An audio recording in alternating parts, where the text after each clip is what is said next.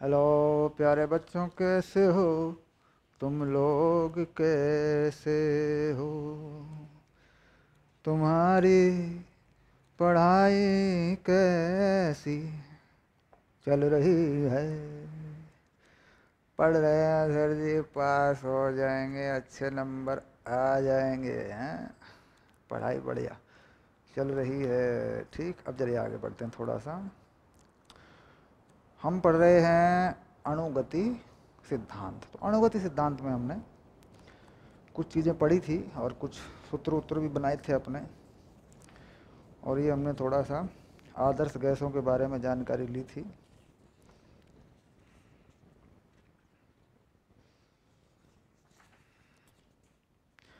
अब यहाँ पर हम बिल्कुल सीधे सीधे जो है आगे बढ़ जाते हैं। और ये कुछ उदाहरण है पहले एनसीईआरटी के। ये जो है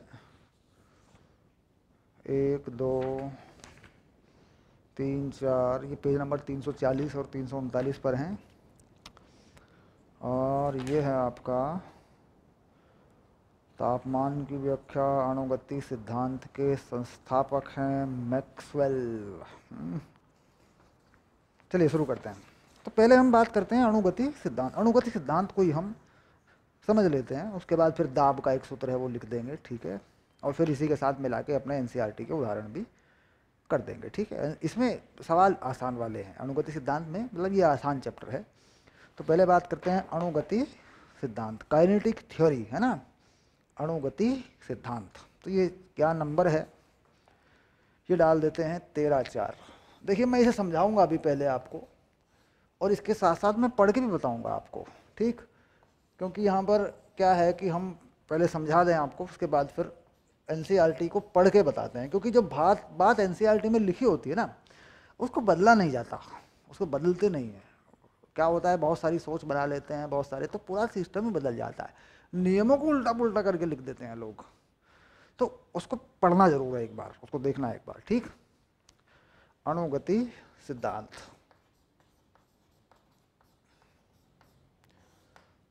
अब ये क्या है, इसे कह रहे हैं kinetic theory. Kinetic theory,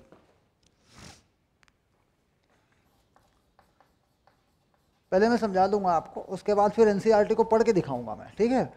NCERT को पढ़ के मैं बताऊंगा। तो काइनेटिक थ्योरी में होते हैं अभिग्रहित, यानी पॉस्टुलेट। तो हम कहते हैं काइनेटिक थ्योरी में अभिग्रहित क्या क्या है, यानी इसके पॉस्टुलेट क्या क्या है। अभिग्रहित क्या होता है बच्चों? अभिग्रहित यानी वह धारणा जो कुछ प्रयोगों के आधार पर सत्य पाई गई और उसको ग्रहण कर लिया गया। यानी ये धारणा है लेकिन कुछ प्रयोग हुए हैं जिन प्रयोगों के आधार पर इसको ग्रहण कर लिया गया, तो ये होता है अभिग्रहित यानी पोस्टुलेट, ठीक। अब क्या बातें हैं जरा देखते हैं एक बार। पहला नंबर, ठीक, अणु का आकार नगण्य है। पहली बात, सबसे पहली बात आती है, अणु का आकार नगण्य है, ठीक। जिससे उस अणु का जड़त्व आगुण नगण्य है। क्योंकि कोई अणु है मान लीजिए, तो जड़त्व आगुण नगण्य हो जाएगा अगर एक परमाणविक गैस होगी, ठीक। अब अणु है, जैसे अणु का आकार नगण्य है, ठीक। अगर इस बात को कहें एक परमाणविक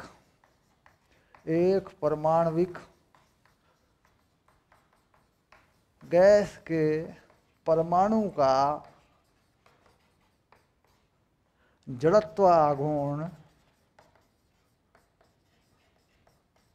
0 है, ठीक। अब देखो इसको समझना पड़ेगा तुम्हें, इस बात को पहले समझ लेंगे क्योंकि पढ़ तो बाद में भी दूंगा मैं, दैट इज पहले समझ लो आप।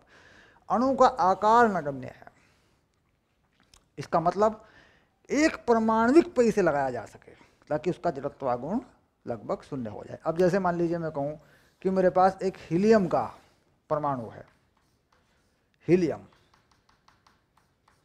ठीक। अब ये हीलियम का परमाणु अपने चारों तरफ घूमता है, मान लो इधर से घूमता है ऐसे, या इधर से घूमता है ऐसे, कहीं भी घूमता है, दैट।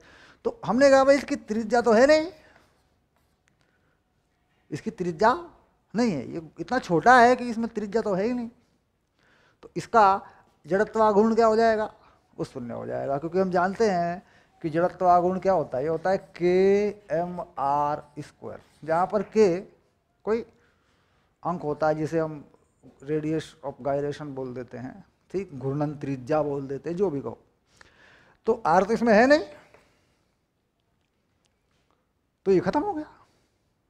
तो आकार नगण्य, जिससे एक परमाणु का जड़त्वागुण शून्य बनाया जा सके, ठीक। अब इसके बाद अणुओं के बीच में बल, दूसरा क्या कहता है, अणुओं के बीच बल नगण्य है, ठीक। अब इसको भी समझना पड़ेगा। मान लीजिए दो अणु या दो परमाणु किसी गैस में घूम रहे हैं, मान लीजिए दो परमाणु, ये परमाणु ए और ये परमाणु बी, या अणु कह सकते हैं, अणु या परमाणु जो भी कहें, इनके बीच लगने वाला किसी भी प्रकार का कोई बल नहीं है। ये जो बल है, कह रहे साहब, ये भी लगभग शून्य है, ठीक। अब बल शून्य होने से क्या होगा, अगर हम देखें बल शून्य होने से क्या होगा, कहता है इनके बंधन में जो स्थितिज ऊर्जा होगी, कौन सी ऊर्जा होगी, स्थितिज ऊर्जा होगी, कह रहे साहब वो शून्य हो जाएगी। और ये परमाणु या अणु एक दूसरे पर दाब बलों के कारण नहीं डालेंगे, टक्करों के कारण तो डालेंगे, अणुओं की एक दूसरे टक्कर तो होगी, लेकिन बलों के कारण नहीं डालेंगे, खिंचाव बलों के कारण नहीं होगा। मान लीजिए कोई परमाणु जा रहा है, टकरा के निकल गया, तो टक्कर के कारण जो संवेग में परिवर्तन होगा, कह रहा उसकी वजह से तो दाब पड़ेगा, क्योंकि वो तो टक्कर है, वो दीवार पे भी होगी। जिस बर्तन में कोई गैस भरी होगी, उसकी दीवारों पर भी वो टक्करें होंगी, तो उस पर भी होगा, लेकिन बल के कारण कोई दाब नहीं। जैसे उन्हें कोई बल लगा है, दाब खींच रहा है, वो नहीं होगा, ठीक। तो कुल मिला के अणुओं के बीच बल भी नगण्य है। अच्छा, अब तीसरी बात, अणुओं की टक्करें पूर्ण प्रत्यास्थ होंगी, होती हैं, ऐसा मान लेते हैं। अब अणुओं की टक्करें अगर पूर्ण प्रत्यास्थ होती हैं, यानी अगर कोई पूर्ण प्रत्यास्थ होती है ना, प्रयास प्रत्यास्थ जो भी, अगर मान लीजिए कोई अणु किसी अणु से टकराकर, कोई अणु किसी अणु से टकराकर आ जाता है मान लीजिए, तो टक्कर में पूर्ण प्रत्यास्थ टक्कर हम किसे कहते हैं, पूर्ण प्रत्यास्थ टक्कर का मतलब है इस टक्कर में ऊर्जा की हानि नहीं होगी, टक्कर में ऊर्जा की हानि नहीं होगी। कौन सी ऊर्जा की हानि नहीं होगी, गतिज ऊर्जा की कोई हानि नहीं होगी, और स्थितिज ऊर्जा तो पहले से ही नहीं है भाई, स्थितिज ऊर्जा पहले से ही नहीं है, वो पहले शून्य मान ली गई है, और गतिज ऊर्जा की हानि नहीं होगी। इसका मतलब गैस के अणु जब एक दूसरे से टक्करें कर रहे होंगे, या उस बर्तन की दीवारों पर टक्करें कर रहे होंगे जिसमें वो है, वहां पर वो ऊर्जा का नुकसान नहीं करेंगे, ठीक। बात सीधी हो गई, सरल हो गया मामला। 4, किन्हीं दो टक्करों के बीच, दो टक्करों के बीच अणु सरल रेखा में गति करेगा, इस दूरी को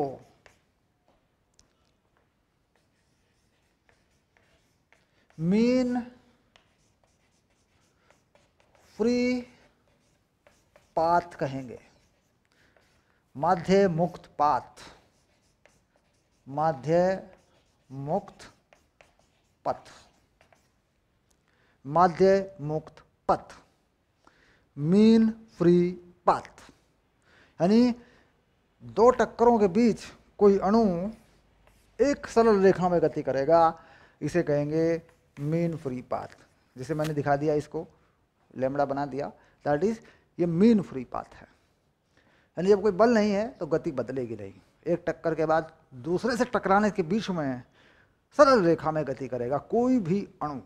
ठीक, तो कुल मिलाकर आपने समझ लिया, ये 4 ऐसी बातें हैं जो काइनेटिक थ्योरी के पोस्टुलेट हैं, अभिग्रहित हैं। ये चारों आपको लिख के आने होते पेपर के अंदर, और ये आपको सीधे सीधे 3 नंबर दे देती है। ठीक, बस ये 4 बातें हैं। ठीक है, यहां आप लिख सकते हैं अणुओं की टक्करें पूर्ण प्रत्यास्थ हैं, टक्करों में ऊर्जा की हानि नगण्य है, ये जोड़ सकते हैं। टक्करों में ऊर्जा की हानि नहीं है या नहीं होती। देखो ये बढ़ा दी, बात बढ़ा दी कि नहीं? अब ठीक है, बात खत्म हो गई। ये 4 चीजें हैं, तो क्या करें यार, स्क्रीनशॉट मार लिया, कोई चीज़ बोर्ड पे लिखी है, मान लीजिए स्क्रीनशॉट मार दिया उसका, ठीक, उठा के कॉपी में वीडियो को पॉज कर लिया, उठा के हो गया काम। ठीक, चलिए अब मैं पढ़ता हूँ इस चीज़ को कि दरअसल पाठ्य पुस्तक इन चीज़ों को कैसे बताती है, उसकी भाषा क्या है। ठीक, चलिए, क्योंकि मैंने कहा था कि मैं एनसीईआरटी जरूर पढ़ के बताऊंगा आपको। ठीक, चलिए पढ़ लेते हैं फटाफट, 2 मिनट में ये काम हो जाएगा। देखिए पढ़ते हैं, 13.4 ये पॉइंट है, आदर्श गैसों के अणुगति सिद्धांत। ठीक, गैसों का अणुगति सिद्धांत इस मान्यता पर आधारित है कि द्रव्य अणुओं से बना है। गैस के किसी दिए गए द्रव्यमान की अति विशाल प्रारूप मानो आवागाद्रो संख्या की कोटि का है। संख्या में अणु होते हैं जो लगातार यादृच्छिक गति करते हैं। यादृच्छिक गति मतलब किसी भी दिशा में गति करते हैं। सामान्य ताप और दाब पर अणुओं के बीच की दूरी अणु के आकार 2 एंगस्ट्रम की तुलना में 10 गुने से भी अधिक होती है। यानी जो एक अणु का आकार है उसकी लगभग 10 गुना बीच की दूरी होती है। ठीक, इसके बाद इसलिए अणुओं के बीच उपेक्षणीय अन्योन्य क्रिया होती है, यानी अणुओं के बीच में कोई बल कार्य नहीं करता। और ऐसा हम मान सकते हैं कि वे न्यूटन की गति के प्रथम नियम के अनुसार स्वतंत्र रूप से सरल रेखा में चलते हैं, यानी 2 टक्करों के बीच में गति सरल रेखा में होती है। तथापि कभी कभी वे एक दूसरे के अत्यधिक निकट आ जाते हैं, तब वे अंतर आणविक बल का अनुभव करते हैं और वे उनके वेग परिवर्तित हो जाते हैं। बहुत निकट आ जाते हैं तो अंतराण्विक वेग या अंतराण्विक दूरी बहुत घट जाती है, तो वेग में परिवर्तन हो जाता है। वेग में परिवर्तन का मतलब इस दिशा से इस दिशा में, ऊर्जा में परिवर्तन नहीं, ध्यान रखना, वेग परिवर्तन की बात हुई है। वेग परिवर्तन का मतलब ये नहीं होता कि चाल में परिवर्तन हो जाए। अगर ये चल रहा है 100 मीटर प्रति सेकंड से, तो दिशा बदल जाएगी, 100 मीटर प्रति सेकंड से ही चलेगा, टक्कर हो जाएगी, सीधी सी बात है। अणुओं के बीच की इस क्रिया को संघट्ट कहते हैं। इस प्रकार अणु लगातार परस्पर और धारिक पात्र की दीवारों से संघट्ट करके अपने वेग को बदलते रहते हैं। ये सभी संघट्ट प्रत्यास्थ होते हैं। प्रत्यास्थ मतलब ऊर्जाओं का नुकसान, नहीं तो जो बात हमने लिख दी। ठीक, अणुगति सिद्धांत के आधार पर हम गैस के दाब के लिए एक सूत्र, एक फार्मूला बनाते हैं। हम इस मूल धारणा से प्रारंभ करते हैं कि गैस के अणु सतत यादृच्छिक गति में हैं। वे एक दूसरे से धारक पात्र की दीवारों पर टक्कर मारते हैं। जिस बर्तन में भरेंगे उसकी दीवारों पर टक्कर मारेंगे, वहाँ दाब अंतरित करेंगे। अणुओं के संघट्ट चाहे पारस्परिक हों या धारक पात्र की दीवारों पर हों, वह ऊर्जा का नुकसान नहीं करते। ठीक, पूर्ण प्रत्यास्थ टक्कर होती है। तो यानी बात सारी की सारी फाइनल हो गई। यहाँ पर 2 बातें निकल के सामने आई कि साहब अणुओं के जो बीच की दूरी है वह 2 एंगस्ट्रम से 10 गुना है। यानी अणु का जो आकार है वह कितना है, 2 एंगस्ट्रम। यानी अणु का आकार कितना है, 2 एंगस्ट्रम का, और ये दूरी कितनी है, लगभग 20 एंगस्ट्रम की ये दूरी है। This is a fundamental from NCERT. ये 12वीं क्लास में पढ़ते हैं वैसे आप जाके कि अणु का आकार कितना है और वो सब चीज़ें, पर दैट इज ये चीज़ होती है। इसके आधार पर ये कहा गया कि अन्योन्य क्रिया लगभग नहीं होती है। यानी फिर ये चारों पोस्टुलेट बना दिए गए, कि चारों बातें बना दी गई हैं। ठीक, अब आप इन चारों को अलग अलग लिखेंगे, एक एक करके लाइन में बना के देंगे, या आप पाठ्य पुस्तक से लिख देंगे, दैट इज इसमें फ़र्क कुछ नहीं है। पाठ्य पुस्तक की भाषा में थोड़ी सी मुश्किलें हैं, जबकि ऐसे देखने पे साफ दिखाई देता है कि साहब ये चीज़ें हो रही हैं, ठीक। तो दैट इज अभिग्रहित, और इन अभिग्रहित को मिलकर एक गैस बन जाती है जिसे हम कहते हैं आदर्श गैस। आदर्श गैस, क्योंकि यहाँ पर इसी के हिसाब से फिर कुछ गणनाएं होती हैं। आदर्श गैस हम अच्छे से पढ़ चुके हैं, पीवी इक्वल्स टू एनआरटी उसका सूत्र होता है, पीछे की हमने सब कुछ पढ़ा है उसके बारे में, ठीक। अब आगे बढ़ते हैं। फाइनल हो गया, डन हो गया, चलिए।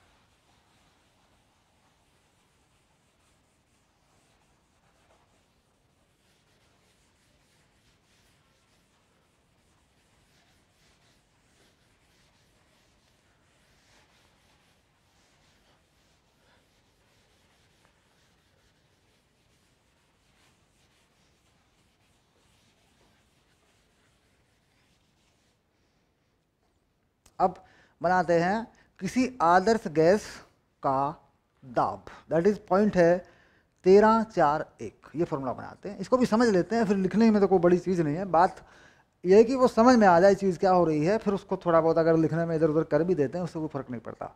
1341 तो क्या है, गैस का दाब यानी प्रेशर। कौन सी गैस है, आदर्श गैस है, आइडियल गैस का दाब। तो इसके लिए क्या करते हैं, पहले इसके पहले हम एक बर्तन बनाएंगे, उस बर्तन में एक विमा में गति ले लेंगे, किसी कणों के लिए एक विमा में गति ले लेंगे, और वो कितनी दीवारें टक्करें मारता है दीवार पर, उनके बल संवेग वगैरह बना के उसको क्षेत्रफल से भाग करके दाब बना देंगे। बिल्कुल सीधी सी बात है। चलिए हम यह मान लेते हैं कि साहब हमारे पास एक बर्तन है,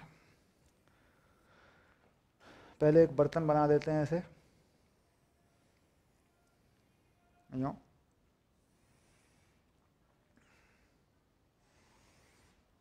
अब इस बर्तन की दीवार पे टक्कर होनी है, तो इस सामने वाली दीवार पे टक्कर करवाएंगे। अगर देखें बर्तन कैसे दिखता है, तो बर्तन को देखने के लिए ऐसा देख लेते हैं, घन मान लेते हैं बर्तन को, क्योंकि फॉर्मूला सभी प्रकार की आकृतियों पर लागू है, तो फॉर्मूले में कोई भेदभाव नहीं है। ये घन मान लिया हमने, आप गोला मान लें, कुछ भी मान लें, लेकिन जब फॉर्मूला सभी आकृतियों पर लागू हो जाएगा तो फिर वो आकृति ले लो जिसमें आसान हो, इसको लेना आसान हो। तो ये हमने एक घन ले लिया जिसकी प्रत्येक भुजा की लंबाई a है, तो घन की प्रत्येक भुजा की लंबाई को या तो a मान लो या l मान लो। घनाकार धारक, ठीक, धारक मतलब जिसमें गैस भरी है, ये घनाकार धारक है जिसकी एक भुजा की लंबाई l है, सभी भुजाएं l लंबाई की हैं, ठीक। अब इसमें अगर देखें तो ये इसकी सामने वाली दीवार है, देखो इधर से ये सामने वाली इसकी दीवार है, और ये पीछे का फलक दिख रहा है। ये दीवार एक ये है, एक दीवार ये है। तो मैं क्या करता हूँ कि यहाँ पर एक लाइन बना के इस दीवार के बिल्कुल बीच में एक पॉइंट ले लेता हूँ, और यहाँ पर भी एक पॉइंट ले लेता हूँ ऐसे, और किसी अणु को इस दिशा में चला देता हूँ, टक्कर इधर उधर, टक्कर इधर उधर। तो यहाँ पर इन दोनों फलकों पर, इन दोनों पृष्ठों पर अगर कोई अणु टक्कर मारता है तो वह L दूरी चलता है, L आना या L जाना। अब मान लीजिए पहले वह अणु A पे टकराता है, इस बिंदु पे टकराता है, फिर इसी पे टकराता है, तो इसका मतलब हो गया कि वह L आएगा और L जाएगा, यानी ये वो विमा है जिसमें मुझे गति का अध्ययन करना है। तो मैं इसको x एक्सिस मान लेता हूं, सिंपल। अब x एक्सिस में जो अणु है उसका कौन सा वेग काम करेगा, जो x एक्सिस वाला घटक है। तो अब मैं यहाँ एक अणु बना करके यहाँ पर एक अणु बना करके गैस का कोई भी अणु और उसका वेग का वो घटक लिख देता हूँ जो एक्स एक्सिस की तरफ है, बस। और मैंने कुछ नहीं लिखा क्योंकि झंझट हो जाएगा। बाकी बहुत सारे वेग हैं, बहुत सारे वेग के घटक हैं, तीनों दिशा में बनाए जा सकते हैं, उससे कोई मतलब नहीं रहा, सिर्फ इस तरफ वाला वेग। और इस अणु का द्रव्यमान मैं m कर देता हूं। बात सिंपल, बिल्कुल सरल हो रही है। अब कह रहा जी ये जो अणु है जब दो फलकों के बीच चलता है, यहाँ टक्कर इसी रेखा में चलता है, एक ही विमा में चलता है, क्योंकि बेसिक क्या है, बहुत सारी चीज़ें लिखेंगे ना तो कंफ्यूज हो जाएगा मामला, बस लॉजिक को पकड़ना है। तो कह रहे जब आगे पीछे चलता है तो जब किसी बिंदु पर टक्कर मारता है और फिर उसी पे टक्कर मारता है, पहले यहाँ टक्कर मार के गया, फिर यहाँ टक्कर मारी, फिर यहाँ टक्कर मारी, तो कहता है जब किसी बिंदु पे ए यहीं पे टक्कर मारता है तो दो टक्करों के बीच का समय कितना होता है। तो ये अणु द्वारा दीवार पर दो टक्करों के बीच का समय, इस समय को मैं लिखता हूं t। कितना हो गया, ये हो जाएगा 2L अपॉन Vx। जरा फाइनल कर लो ये बात सही है कि नहीं। मान लीजिए यहाँ टक्कर मार के अणु, यहाँ से टक्कर मार के अणु चला तो इधर को गया, L दूरी चला गया, फिर वापस आया, ठीक, टक्कर मार के वापस आ गया, तो L दूरी आया, तो यानी L जाना L आना चाल यही रहेगी। तो कितना समय हो गया यहाँ पर दो टक्करों के बीच में, कुल दूरी बटे चाल, ठीक। अब समय t में अणु के संवेग परिवर्तन। अब संवेग परिवर्तन क्या है, कह रहा जी यहां वेग में परिवर्तन है, चाल तो Vx है लेकिन वेग में परिवर्तन है। कितना वेग में परिवर्तन, कह रहा है ये मोटा मोटा सोचते हैं 2mVx है। क्यों, इसको समझाइए। कह रहा जब ये टकराता है दीवार से, जब टकराता है दीवार से, तो यहां बना दूं, अगर मैं ये दीवार बना दूं, देखो ऐसे, कह रहा जब साहब जाता है इस दिशा में तो mVx से जाता है, और जब आता है साहब टकरा के तो ये mVx से उल्टी दिशा में आता है। और हम जानते हैं कि संवेग एक सदिश राशि है, बल की दिशा होती है, तो कुल मिला के कितना परिवर्तन हो गया, कह जी मोटा मोटा अगर परिवर्तन लेके संवेग परिवर्तन mVx माइनस माइनस mVx, तो कितना हो गया 2mVx, ये हो गया।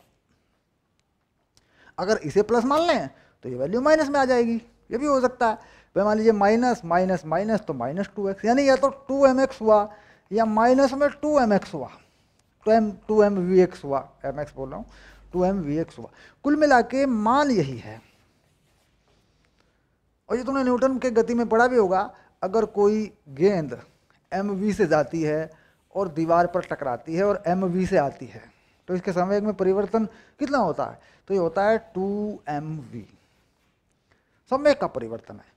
तो कुल मिला के संवेग के परिवर्तन को लिख दिया और उसका भी हमने परिमाण लिख दिया, प्लस माइनस नहीं लगाया क्योंकि हमें दाब तक पहुंचना है, हमने उसका परिमाण लिख दिया बस। संवेग परिवर्तन में को तो यहाँ माइनस लगा दो, कोई दिक्कत नहीं है, कुछ नहीं होगा, गलत नहीं होगा, बाद में हटाना पड़ेगा जाके उसको। तो हमने क्या किया साहब, संवेग परिवर्तन का बस ये परिमाण लिख दिया, ठीक। अब बल, टकराने वाले बिंदु पर बल, ठीक।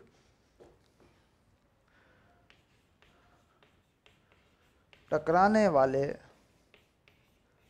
बिंदु पर या पृष्ठ पर, क्योंकि पृष्ठ पर ही ये बिंदु है, ये जो पृष्ठ है देखो पूरा, इस पृष्ठ पर ही ये बिंदु है, इस पृष्ठ पर लिखें या बिंदु पर लिखें कोई फर्क नहीं पड़ता, यहाँ एटलीस्ट यहाँ कोई फर्क नहीं पड़ता इस बात से।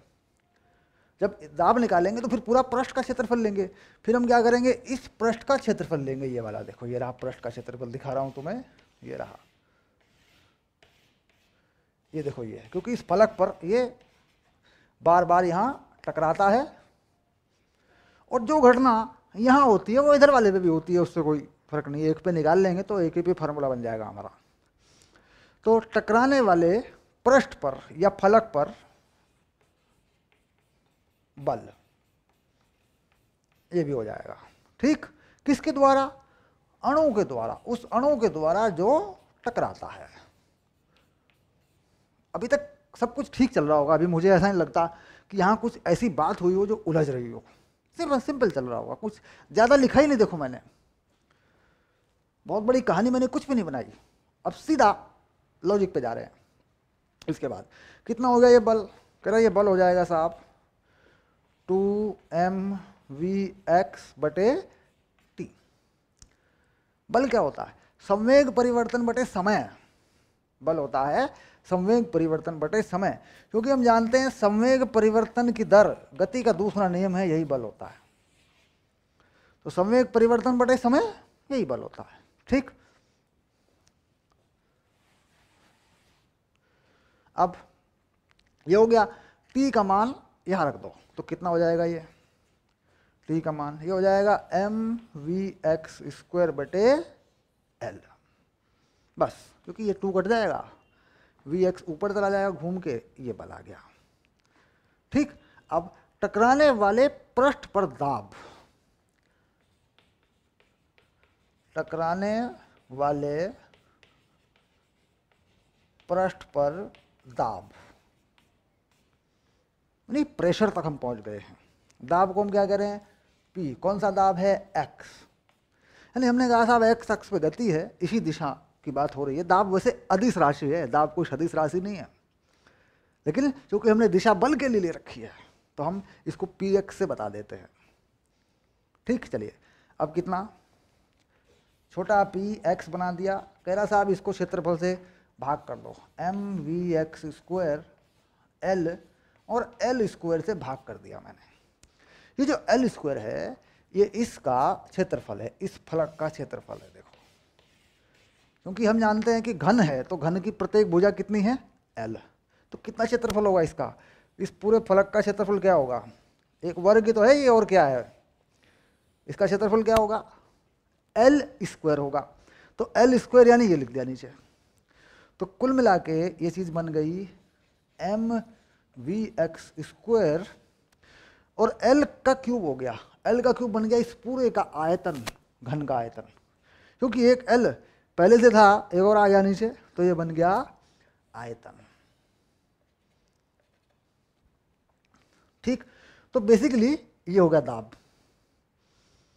ठीक, यहां पर m क्या है? एक अणु का द्रव्यमान है।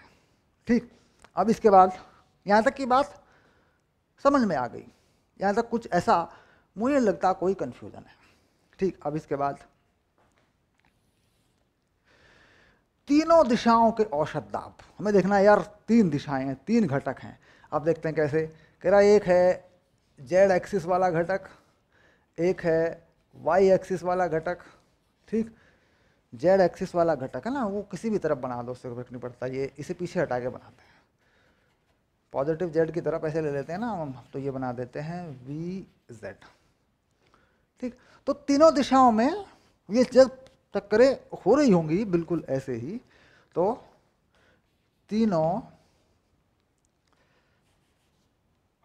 विमाओं में ऐसा लिख देते हैं, या तीनों दिशाओं में, या तीनों अक्षों पे कह देते हैं, कोई बड़ी चीज़ नहीं है, जो कहे कह दो, यहाँ पे कोई फर्क नहीं पड़ता। तीनों अक्षों पे कह दो, तीनों विमाओं में कह दो, तीनों दिशाओं में कह दो, में पृष्ठों पर दाब। तो ये हो गया px, तो px लिख दो सबसे पहले, px, py, pz, तीनों लिख दिया मैंने। देखो ठीक है, px कितना आ रहा है? कहता है mvx² बटे v आयतन, ये mvy² बटे v, और ये mvz² बटे v। अब लिख देंगे औसत दाब, यानी जो औसत दाब पड़ेगा वो कितना पड़ेगा।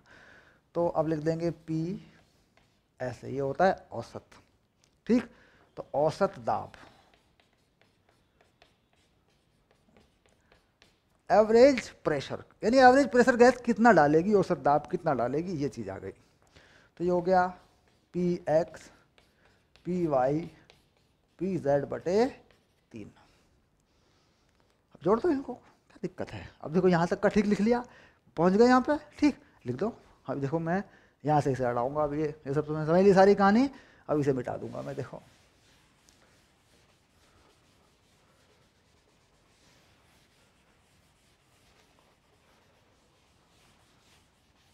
ये लो,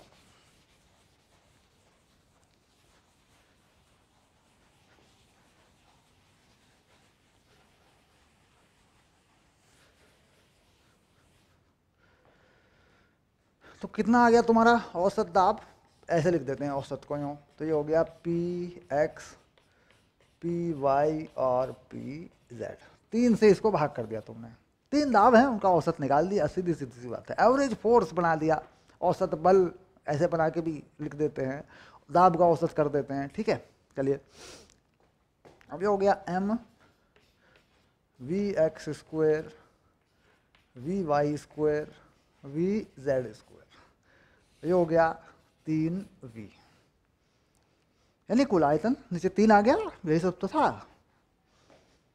अब ये जो V x V y V z है, कह रहा ये है परिणामी वेग, क्योंकि वेग के ही घटक तुमने बना रखे हैं। कोई परिणामी वेग है, उसके घटक तुमने बना रखे हैं, ठीक। तो इसको v लिख देते हैं, एम वी स्क्वायर 3v, जहां v square v x square we y square और वी जेड स्क्वायर, v सदिश लिखते हैं बच्चों, तो क्या लिखते हैं, v x i cap v y j cap और वी जेड के कैप। तो ये सदिश का परिमाण हो गया।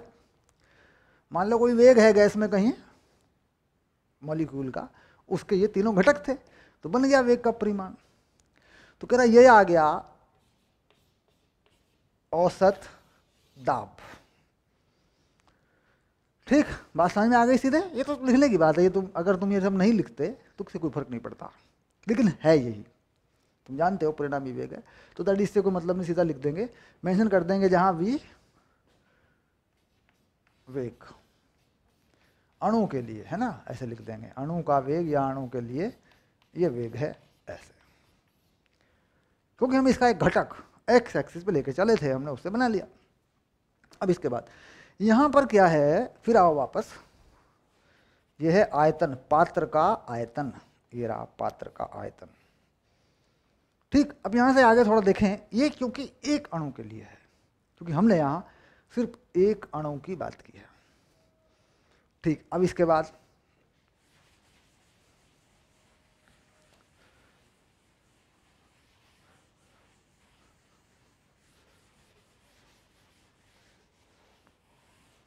तो लिख दिया किसी एक अणु द्वारा आरोपित औसत दाब बन गया, ये रहा देखो, ये हो गया एम वी स्क्वायर बटे 3v। एम एक अणु का द्रव्यमान है, v उसका वेग का परिमाण है या उसकी चाल है, और ये v बड़े वाला ये पात्र का आयतन है, ठीक। अब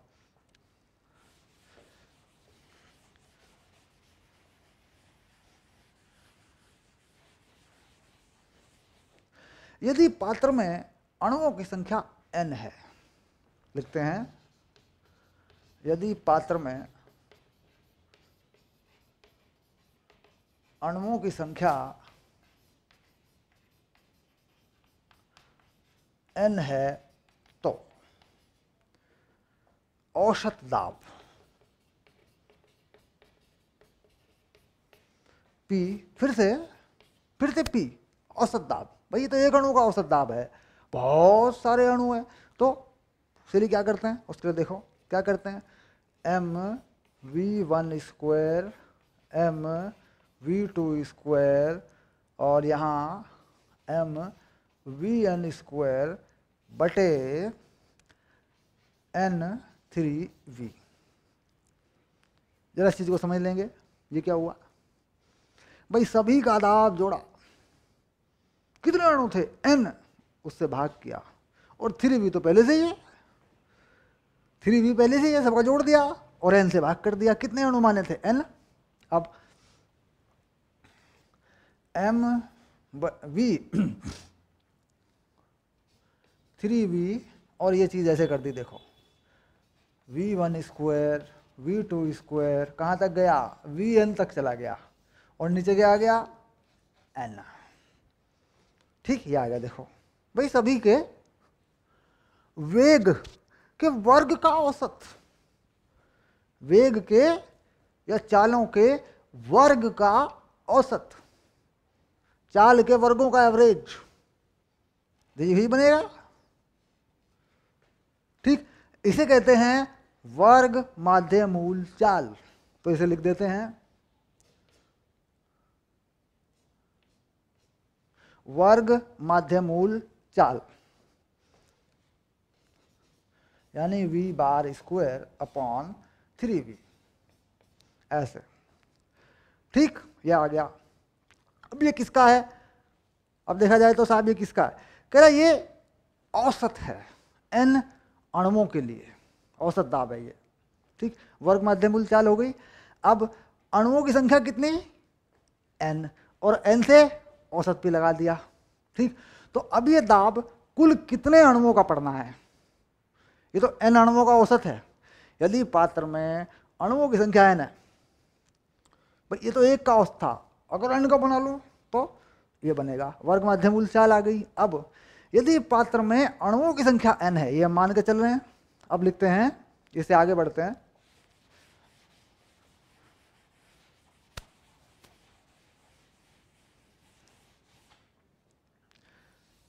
तो अब लिखा है पात्र में अणुओं की संख्या N है, N अणुओं का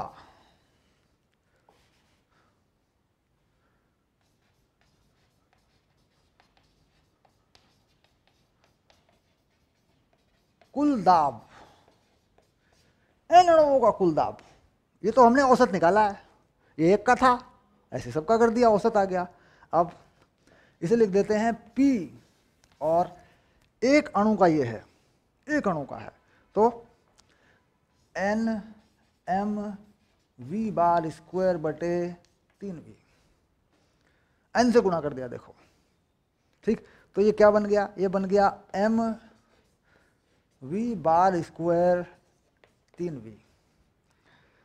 M क्या है, पात्र में भरी गैस का द्रव्यमान, क्योंकि इसमें कितने अणु मान लिए, N मान लिए, एक अणु का कितना है M है, तो पात्र में भरी गैस का ये द्रव्यमान हो गया। तो कुल मिला के दाब आ गया पात्र में भरी गैस का द्रव्यमान, अणु की वर्ग माध्य मूल चाल, 3 पात्र का आयतन।